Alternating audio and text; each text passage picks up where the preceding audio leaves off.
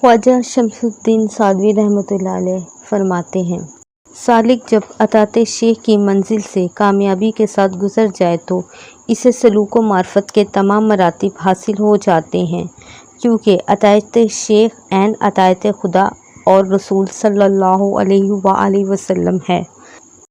سالک کو چاہیے کہ کسی وقت بھی اوراد و اذکار سے غافل نہ ہو، کیونکہ ترک اشغال محرومی کی علامت ہے۔ اوراد و وظائف ایک دوسرے پر فضیلت رکھتے ہیں، لیکن ذکر پاس انفاس تمام اوراد پر فوقیت رکھتا ہے۔ سالک کو چاہیے کہ تزکیہ نفس کے لیے بے حد کوشش کرے اور اپنے آپ کو ہر کسی سے کمتر خیال کرے، اور جب ما سوا اللہ کو دل سے نکال کر حق تعالیٰ میں مشغول کر دے، تاکہ وہ ہستی موہوم کی علائش سے محفوظ رہے اور حسن حقیقی اس کے دل میں پرتوفگن ہو۔ سالک کو چاہیے باطن کی صفائی پر زیادہ توجہ دے، چاہے ظاہر جس طرح بھی ہو، کیونکہ درویشی ظاہری لباس پر موقوف نہیں۔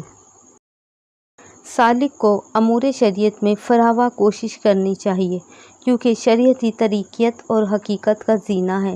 جو شخص بھی منزل مقصود پر پہنچا ہے، اس کے ذریعے سے پہنچا ہے۔